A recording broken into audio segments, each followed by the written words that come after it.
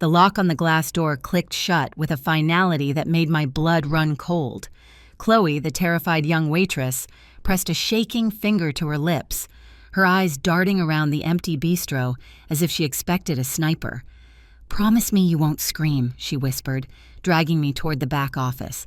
"You need to see what your family does when you leave the table, but promise me you won't faint."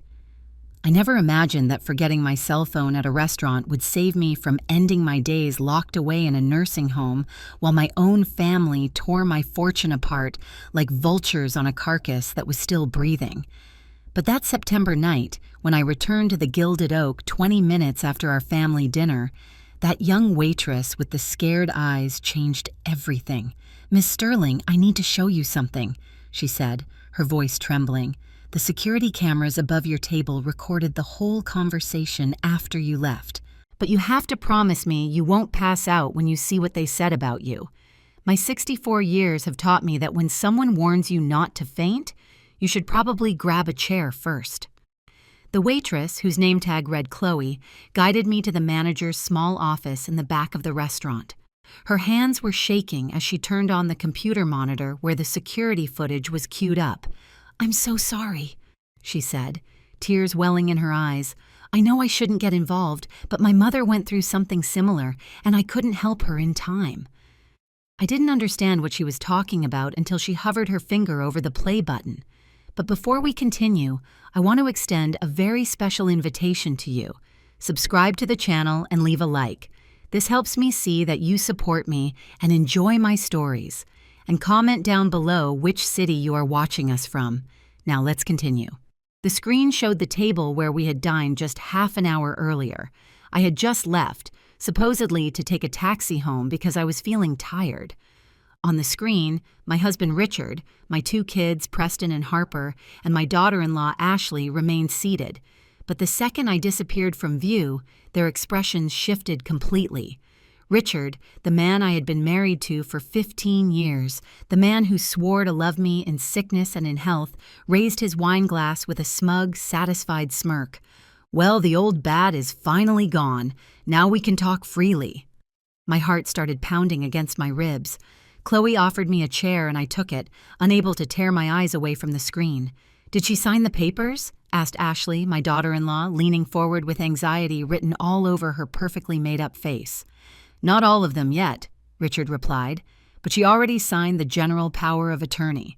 That's enough to start transferring the properties into my name. Dr. Whitman will give me the dementia diagnosis next week." I felt like someone had dumped a bucket of ice water over my head. A dementia diagnosis?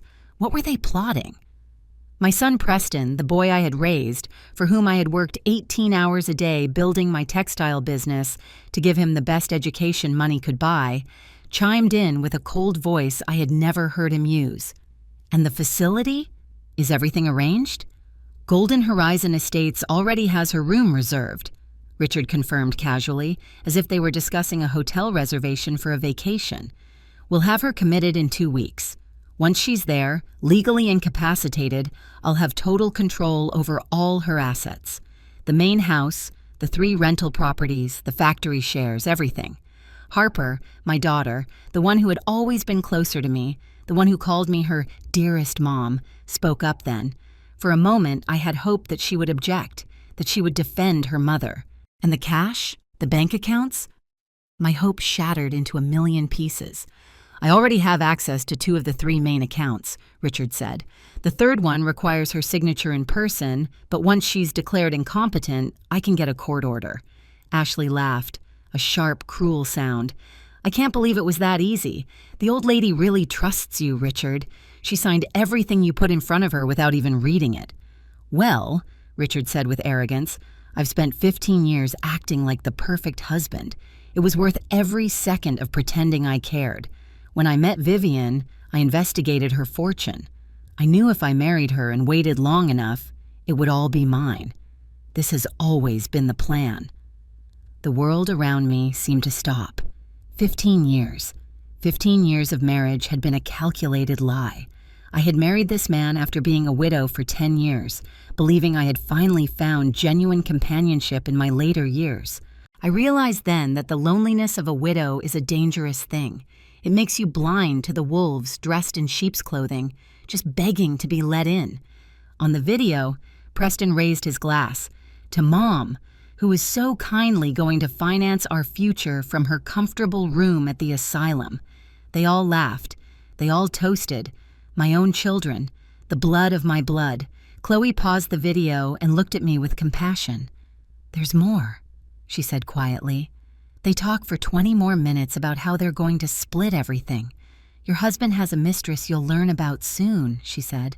"Your kids have already spent money they don't have yet, assuming this would all work." I didn't cry. Something inside me had turned hard as steel. I looked at this young waitress who didn't know me from Adam, but who had risked her job to show me this. "Why?" I asked her. "Why show me this?" Her eyes filled with tears. "Because nobody showed my mother the signs. They locked her away 3 years ago. She died in that place 6 months later, alone and confused, while her second husband lived with his mistress in the house my mother had bought." I took her hand and squeezed it. "Thank you, Chloe. You just saved my life." I left the restaurant that night with a copy of the video on a USB drive that Chloe handed me with shaking hands. And while I walked to my car, my mind traveled 40 years back to when it all began. I needed to remember who I was before these traitors tried to steal not only my fortune, but my very identity. My name is Vivian Sterling, though that last name now burned on my tongue like poison. I was 24 years old when I became a widow for the first time. My first husband, Robert Bob Sterling, father of Preston and Harper, died in an industrial accident at the factory where he worked as a supervisor. He left me with 2 small children, an unpayable mortgage, and $500 in the bank. Most women in my situation in 1984 would have moved back in with their parents. They would have accepted charity. They would have barely survived. I wasn't like most women. Bob and I had dreamed together of having our own business one day. He wasn't there to see it anymore, but I was going to make that dream come true for both of us.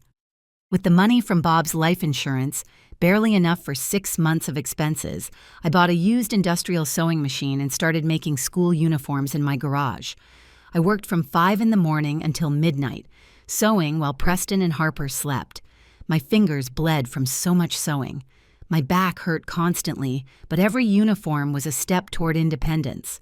The first year I sold my products door to door, visiting schools, convincing principals that my uniforms were cheaper and better quality than the competition.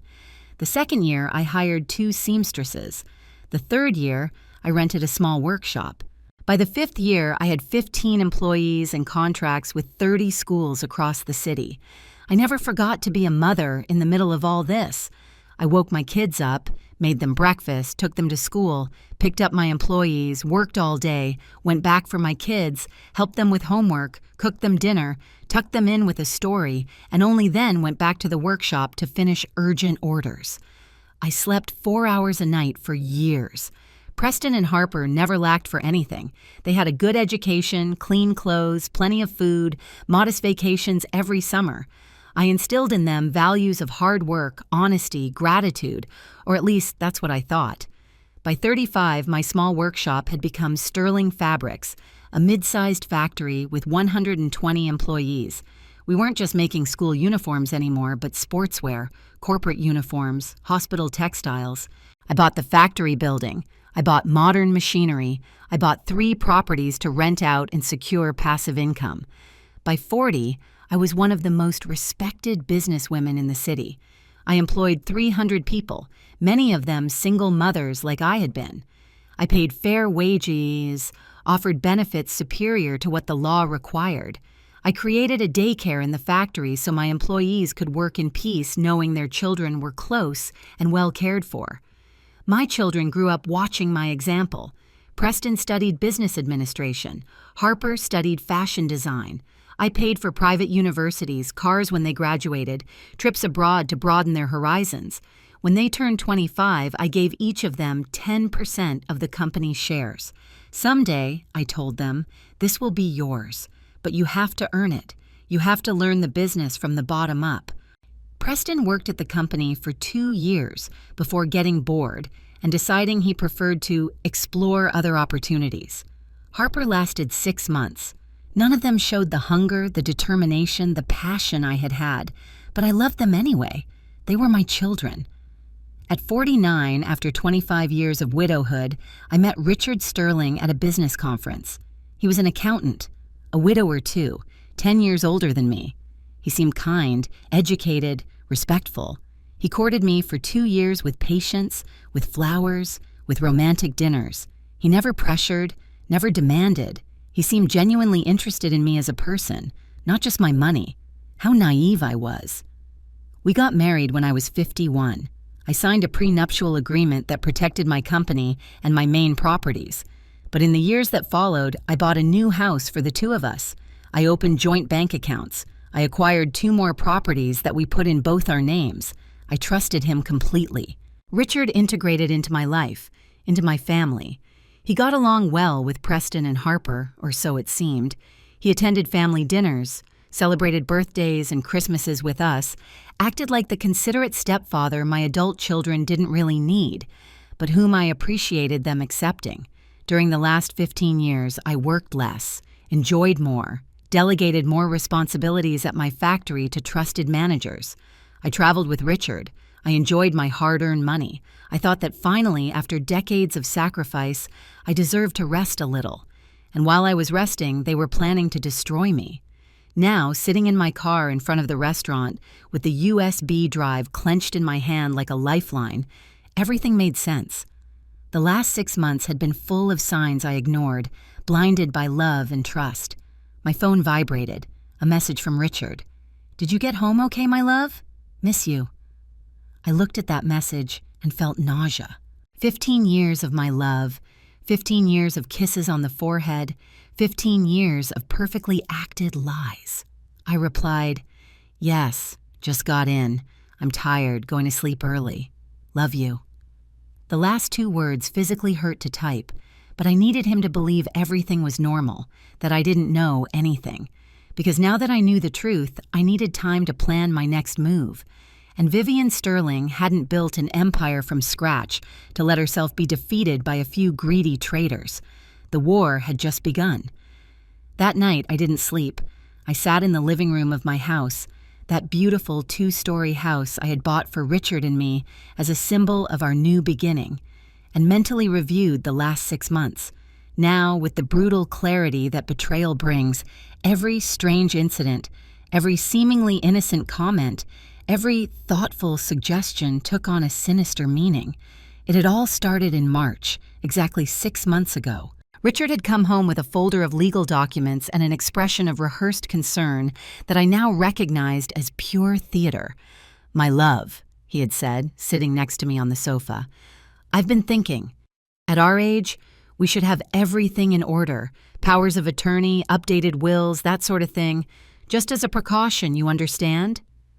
I, trusting, foolish, blind, had nodded. "You're right. It's responsible to think about these things. My lawyer prepared these documents," he had continued, handing me a thick folder. "I just need you to sign them. It's routine, just to ensure that if anything happens to you, I can handle your affairs without legal complications. And vice versa, of course." Of course. Except Richard didn't have affairs to handle. He didn't have properties, didn't have businesses, didn't have anything other than a modest retired accountant's pension and what I shared with him. I had signed the documents without reading them thoroughly. Richard pointed where to put my signature, briefly explained each section with that soothing voice that now made me sick, and I signed. General power of attorney, medical proxy, authorization for bank account access. I signed it all. "You're so trusting," Richard had said, kissing my forehead. "That's what I love most about you." Now I knew what he loved was my gullibility, my vulnerability, my stupidity. 2 weeks later, Preston had come to visit me with Ashley, his wife of 4 years. They had been unusually attentive that day. Ashley had brought my favorite dessert, red velvet cake. Preston had insisted on checking the light fixtures in the house because some seemed old and dangerous. Over coffee, almost casually, Preston had said, "Mom, don't you think it's time you rested? You've worked over 40 years. The factory practically runs itself with the managers you have. You should sell, enjoy your money, travel more." "I'm not ready to retire completely," I had replied. The factory is my life. Ashley had chimed in with that syrupy voice she used when she wanted something. But Mother Vivian, think about your health. Stress isn't good at your age. You could have more time for yourself, for Richard, for your grandchildren when they arrive. Grandchildren they never planned to give me, I understood now. It was just words to manipulate me. I had rejected the idea, but the seed of doubt had been planted. Was I working too hard? Should I delegate more?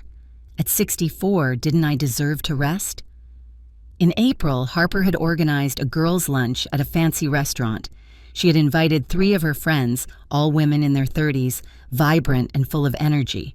Throughout the meal, they talked about spas, yoga retreats, cruises for seniors, luxury retirement communities. Mom, Harper had said, one of my friends has her mother in an incredible place. It's called Golden Horizon Estates. It's like a 5-star hotel, but with medical staff.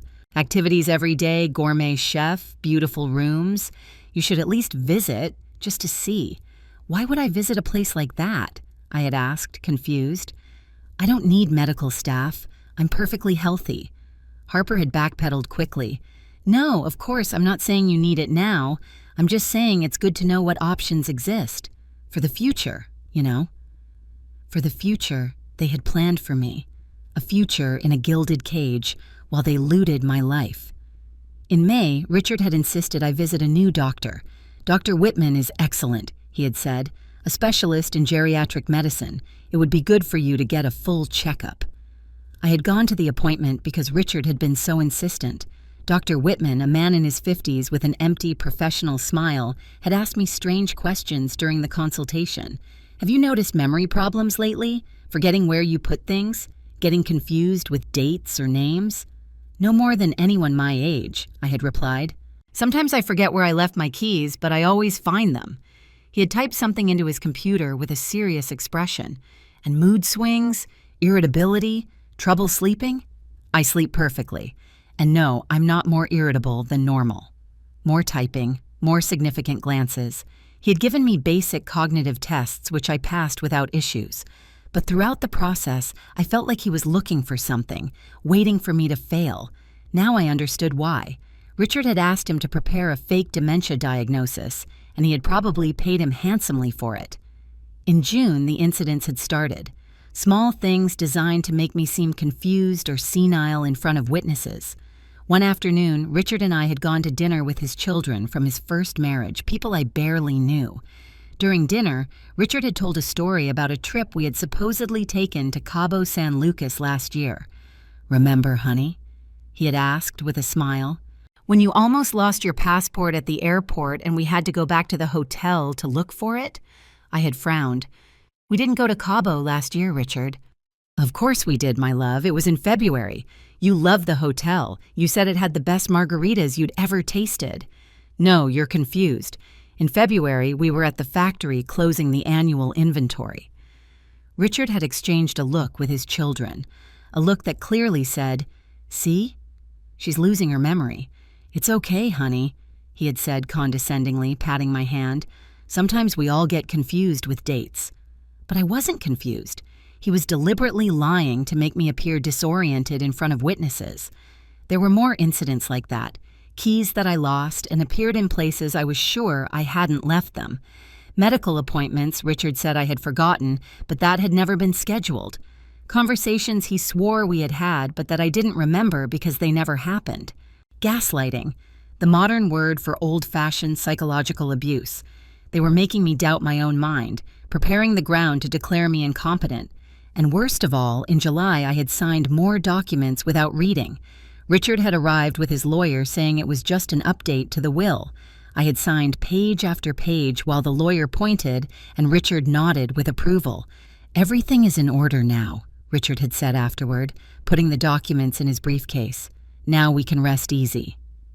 He was resting easy, knowing that every signature brought me closer to his trap. Now, in my living room at 3 a.m, with the USB drive on the coffee table as physical evidence of his betrayal, I finally saw the full pattern.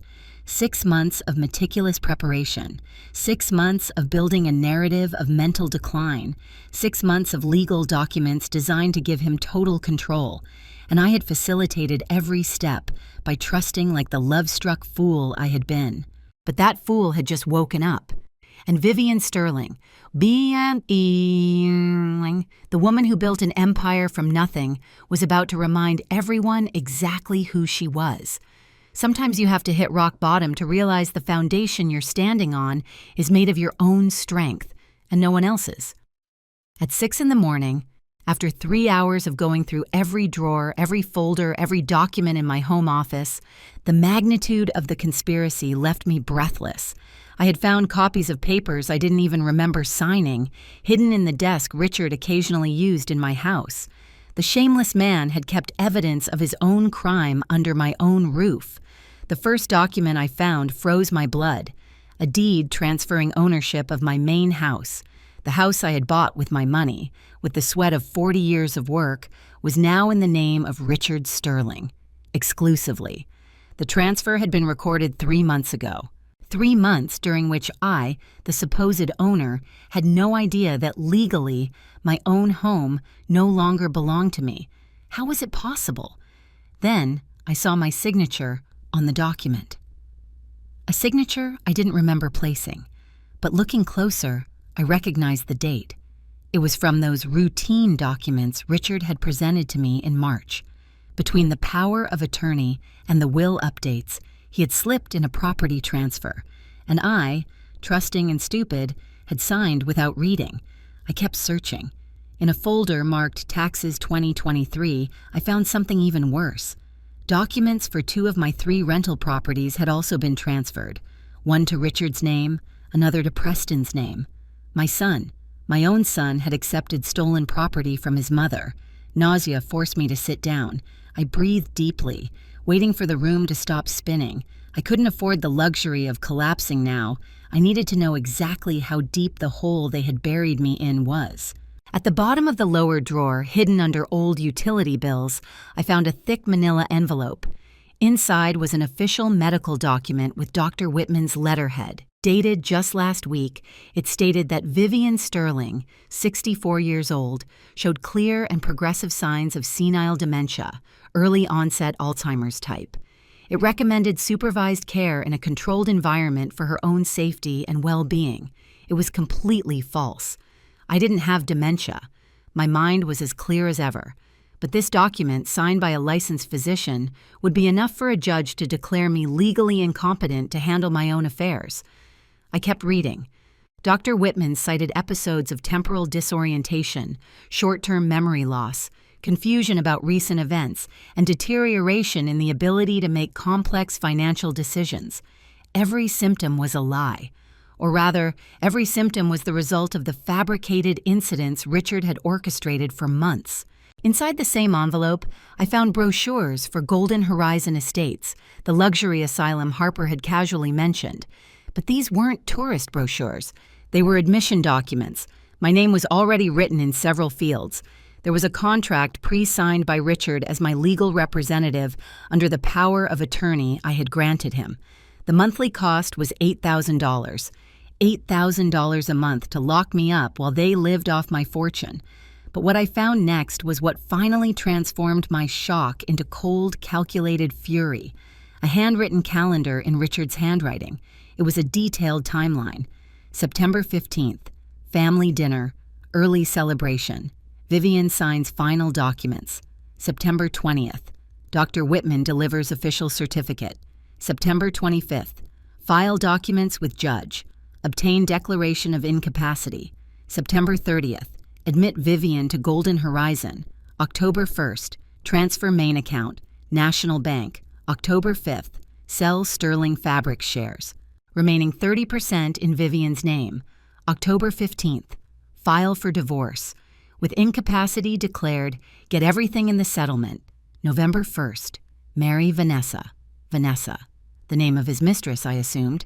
The woman for whom he had acted like a loving husband for 15 years while meticulously planning my destruction. Beneath the calendar were photographs. Richard with a woman in her 40s, blonde, elegant, kissing in a restaurant, hugging in what looked to be her apartment, a photo of both of them looking at rings in a luxury jewelry store. The date on the back, 3 months ago. While I slept peacefully in my bed, believing I had a solid marriage, my husband was planning his future with another woman, a future financed entirely with my money. I took photos of every document with my cell phone. I needed evidence of all this before Richard returned from his supposed golf tournament with friends. Another trip I now suspected had been with Vanessa. In another folder, I found bank statements for accounts I didn't recognize. Richard had opened 3 accounts in his name using the power of attorney.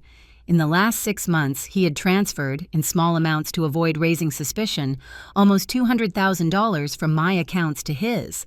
$200,000, stolen systematically. And I hadn't noticed a thing because I trusted that he handled our finances responsibly. I also found a document that made me understand my children's participation in all this. An agreement signed between Richard, Preston, and Harper, dated 6 months ago. The document detailed how my assets would be divided once I was incapacitated and institutionalized.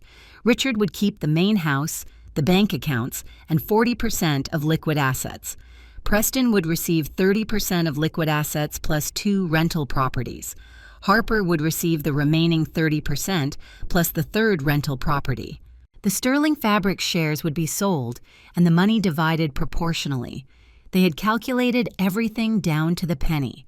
My family had held meetings, negotiated percentages, put their greed in writing as if they were discussing the inheritance of someone who was already dead. Except I wasn't dead. I wasn't even sick. In that moment, sitting on the floor of my office, surrounded by evidence of the most elaborate betrayal I could imagine, I made a decision. I wouldn't be the victim in this story. I wouldn't end my days locked in an asylum while these vultures fought over my bones. I had a week, according to Richard's calendar, before they filed the documents with the judge. A week to strike back. I put all the documents back exactly as I had found them. Richard couldn't know that I knew. I needed the element of surprise. At 7 in the morning, I called my personal attorney, James Jim Bennett, a man who had worked with me for 20 years and whom I trusted absolutely. His secretary told me he was in an early hearing, but would call me as soon as he got out. While I waited, I made coffee and forced myself to eat breakfast, even though the food tasted like ash. I needed to maintain the appearance of normality. When Richard returned from his trip, I had to be the same trusting, loving Vivian I had always been. Attorney Bennett returned my call at 9. "Vivian, good morning. What can I do for you?" "Jim, I need to see you today. It's urgent and absolutely confidential." There was a pause.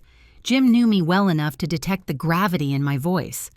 "I'll be free at 2 in the afternoon. Does my office work for you?" "Perfect. And Jim, no one can know about this meeting. No one." "Understood." I hung up and looked at the clock. I had 5 hours before the meeting. 5 hours to organize my thoughts, gather all the evidence, and plan my counterattack. Vivian Sterling hadn't gotten this far by letting herself be defeated by obstacles. And I certainly wasn't going to start now. The war had been declared, and I intended to win. At 2 o'clock sharp, I was sitting across the mahogany desk from attorney Jim Bennett with the USB drive, the photos of the documents, and a steel determination he recognized immediately in my expression. Jim was 68, with completely white hair and a legal mind as sharp as a scalpel. He had represented me in every major contract of my business life for the last 2 decades. "Vivian," he said with genuine concern, "in 20 years working with you, I've never seen you like this. What is going on?" I told him everything, from the moment I forgot my cell phone at the restaurant to the discovery of the documents in my own house that morning. I showed him the video of the family dinner, the timeline written by Richard, the fake medical diagnosis, the asset division contracts. While I spoke, I saw his professional expression transform into pure indignation. "This is—" He searched for the right words. "This is conspiracy to commit fraud, theft by deception, forgery of medical documents, elder financial abuse. Vivian, this isn't just a civil divorce case. This is criminal matter. Your husband and your children could go to prison." "Good," I said, with a voice I didn't recognize as my own, "because I want them to pay for every second of this betrayal." Before I go on, tell me here in the comments what you think of this story so far and what you would do in my place. Don't leave the video, because what comes next will give you goosebumps. Jim leaned back in his chair, interlacing his fingers while he thought. We have solid evidence, but we need more. We need to record conversations, document every move they make, and above all, we need to protect your assets immediately before they realize you know something. What do you recommend? First, we are going to reverse all those property transfers. I can argue before a judge that they were obtained through fraud and deceit. Second, we are going to freeze all accounts where Richard has access. Third, we are going to revoke all the powers of attorney you signed. And fourth, he paused significantly, we are going to prepare a criminal lawsuit against all of them. I nodded, feeling control returning to my hands. How long will it take? If we act fast, I can have emergency court orders by tomorrow. But Vivian, the moment we do this, they'll know you discovered everything. You must be prepared for the confrontation. I am. We spent the next 3 hours reviewing every document, planning every legal move. Jim called a judge he trusted and scheduled an emergency hearing for the next day. He also contacted a private investigator to document Richard and Vanessa's movements. When I left his office, it was almost 6 in the evening. My phone showed 3 missed calls from Richard. I took a deep breath and called him back, forcing my voice to sound normal, loving. Hi, my love. Sorry, I was at the supermarket and didn't hear the phone. Don't worry, honey. I just wanted to let you know I'll be late today. A last-minute meeting with a potential client. Will you be okay? Lies. He was probably with Vanessa. Sure, no problem. I'll leave you some dinner. You're the best. Love you. The words burned my throat, but I said them anyway. I love you too. I hung up and allowed myself a moment of nausea before composing myself. I still had to act for 24 more hours. When I got home, I found someone waiting for me on the porch. It was Chloe, the waitress from the restaurant. She looked nervous, twisting her hands. Ms. Sterling, forgive me for showing up at your house like this. I got your address from... Well, it doesn't matter how. I needed to speak with you. Come in, Chloe. Do you want a coffee? We sat in the kitchen and she finally told me her full story. Her mother, Mercedes, had been the victim of an almost identical scheme 3 years ago. Her mother's second husband, along with Chloe's own brother, had declared her incompetent and locked her in a nursing home. Mercedes had died 6 months later of a broken heart, according to doctors, though Chloe believed it was despair. When I heard your family's conversation in that video, she said with tears in her eyes, it was like reliving my mother's nightmare. But this time I could do something. This time I could warn someone in time. I took her hand. You saved my life, Chloe. Literally. There's something else you should know, she continued. After you left last night, I kept investigating on my own. I have a friend who works in public records. I asked him to look up information on Vanessa Ray, the woman in the photos with your husband. Vanessa Ray? Who is she? It turns out she has a record. My heart started beating faster. What kind of record? Chloe pulled out her phone and showed me old newspaper articles. 8 years ago, in another city, Vanessa Ray was arrested for conspiracy to defraud an elderly man. She married him, convinced him to transfer his properties to her name, and then left him with nothing. The case was dismissed for lack of sufficient evidence, but several witnesses testified that she had done the same with at least 2 other men. Is she a professional con artist? I whispered, feeling the pieces fit together. Exactly. And I think your husband isn't the mastermind here. I think she recruited him, taught him the plan, and is using Richard to get to your fortune. He's just a tool. That explained a lot. Richard wasn't particularly smart or manipulative by nature, but under the tutelage of an experienced grifter. Do you have copies of these articles? I asked. All saved. And there's more. I found a record that Vanessa was married briefly 5 years ago to another man, also older and wealthy. He died of a heart attack 6 months after the wedding. She inherited everything. The authorities investigated, but found no evidence of foul play. A chill ran down my spine. Do you think she killed him? I don't have proof, but the pattern is clear.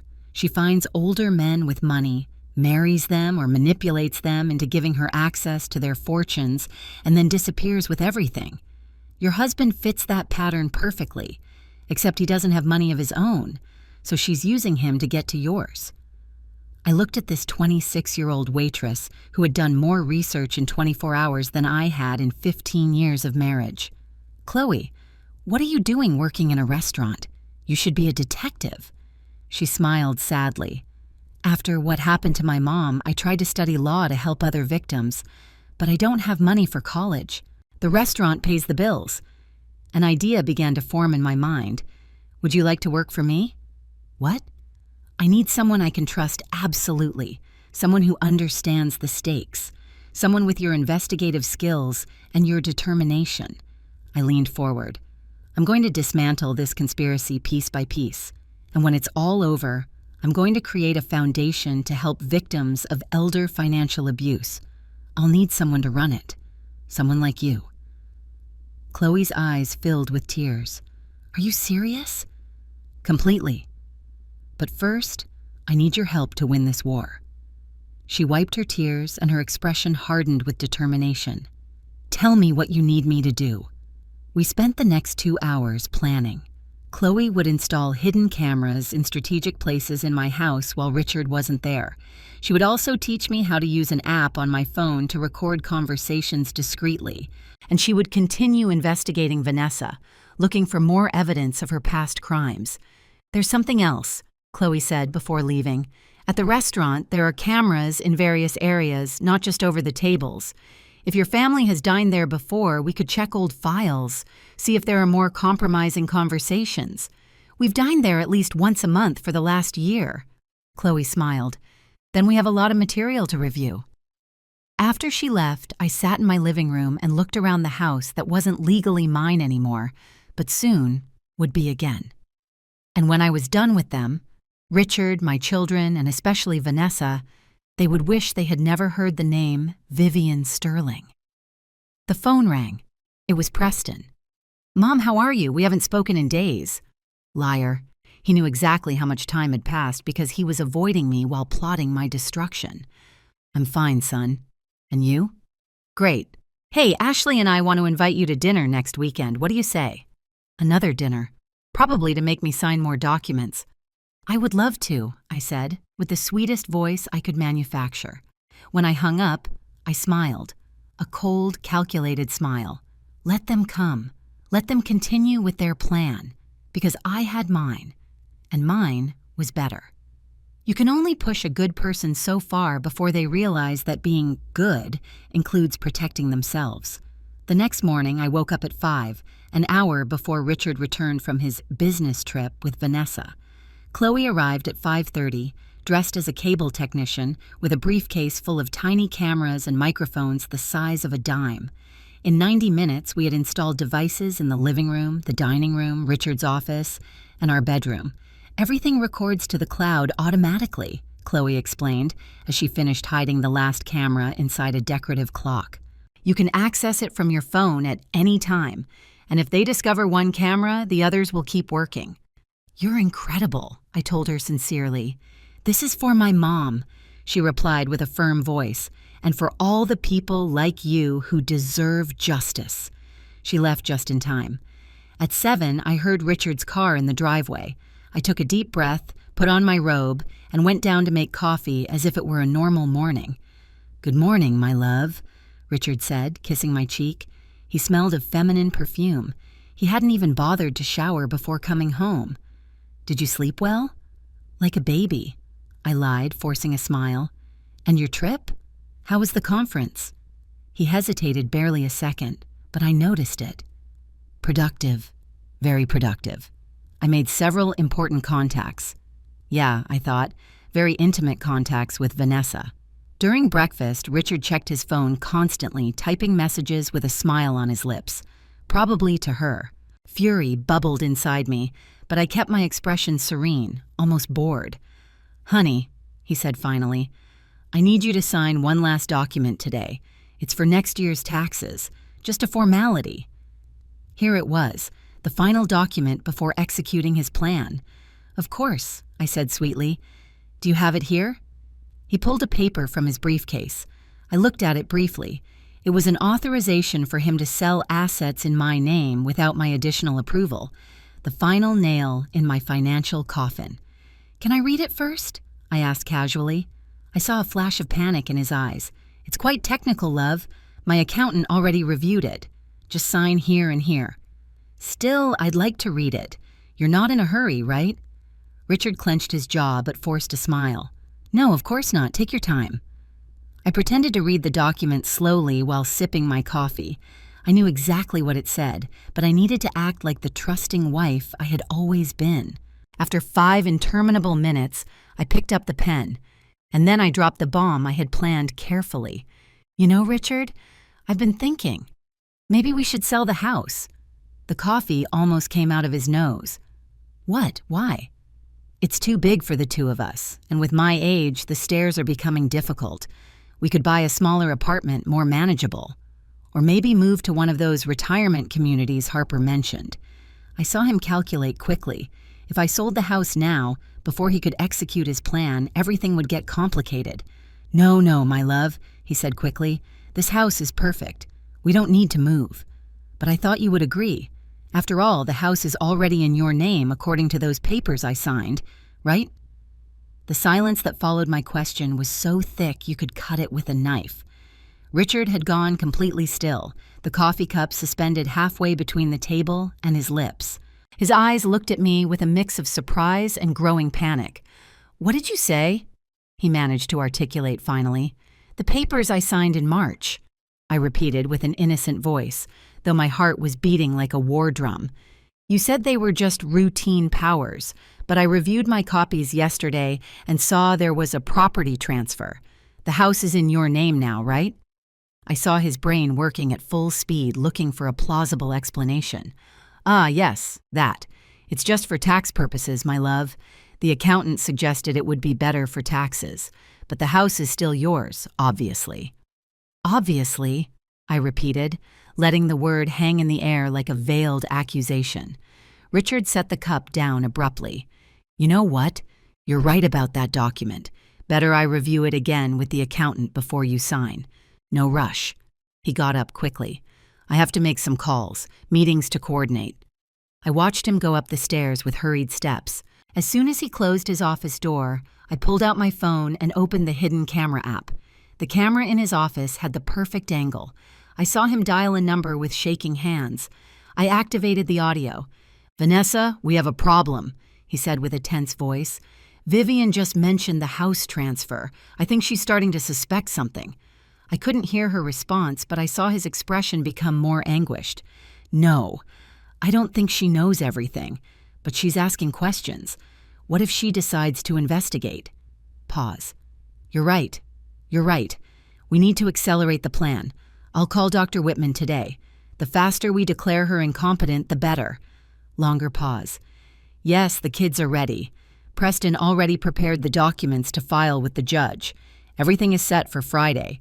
No, she doesn't suspect anything about you. She doesn't even know you exist. A bitter laugh escaped him. 15 years of acting are about to pay off, my love. By next month, we'll be together, with all her money. I cut the recording. I had what I needed. At 2 p.m, I had my emergency meeting with Judge Moreno in his chambers, accompanied by Attorney Bennett.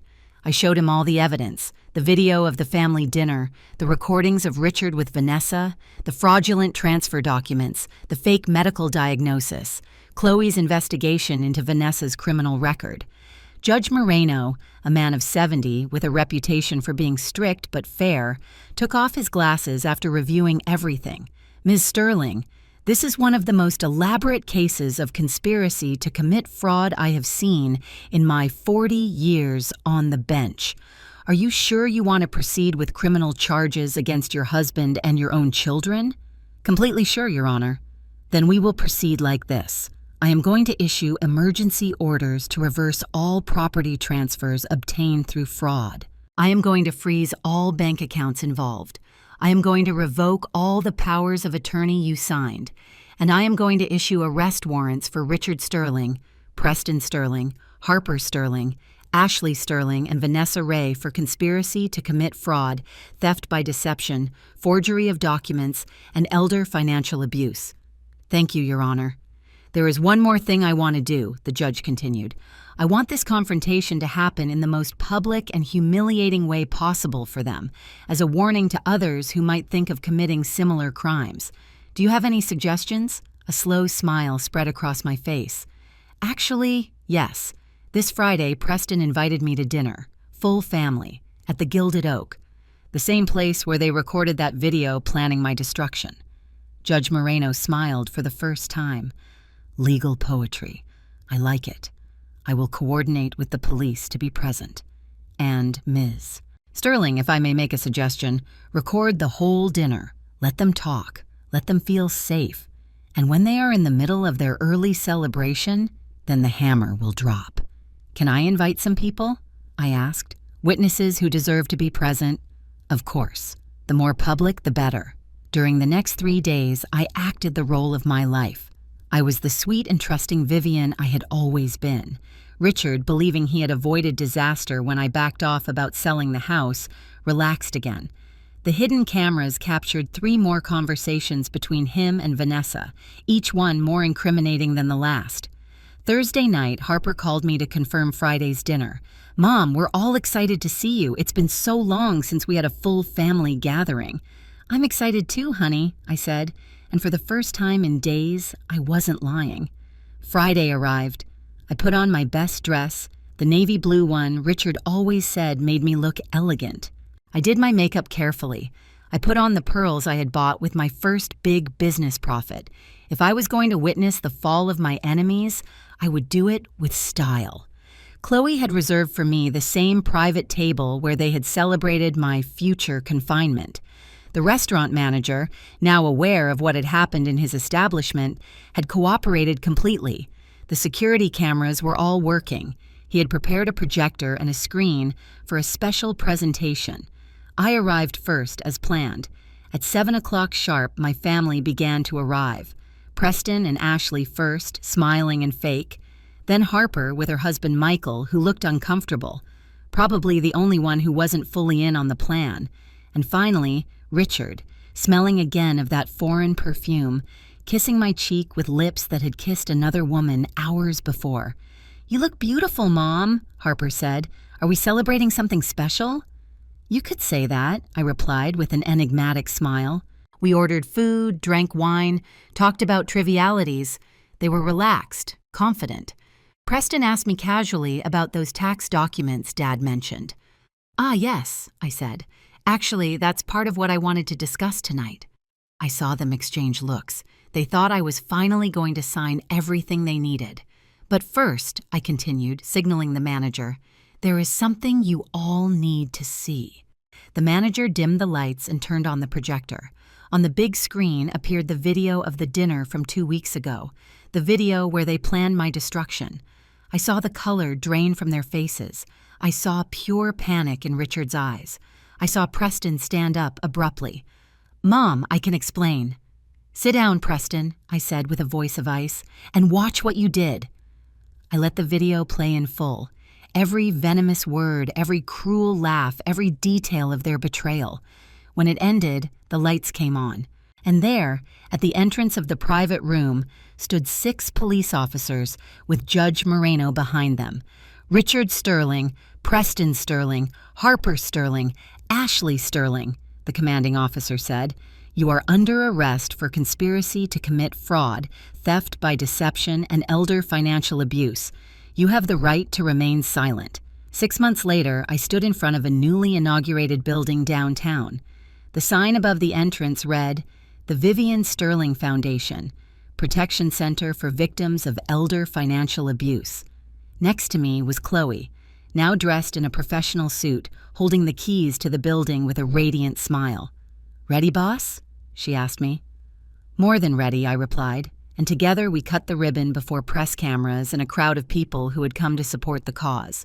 The legal whirlwind had been swift. The evidence was overwhelming. Richard got 8 years. Preston and Ashley got 6. Harper, who confessed, got probation. Vanessa Ray, the Black Widow, received a life sentence for the suspicious death of her previous husband and multiple counts of fraud. I recovered every penny. I kept my factory. But most importantly, I recovered my dignity. Today, at 65, I learned that true family isn't just blood. It's the people who respect you, who value you, who would stand by your side regardless of your bank account. Chloe turned out to be more family to me than my own children ever were. I raise a glass to myself tonight, to boundaries, to self-respect, and to the sweet taste of justice. Never let anyone, family or not, steal your dignity.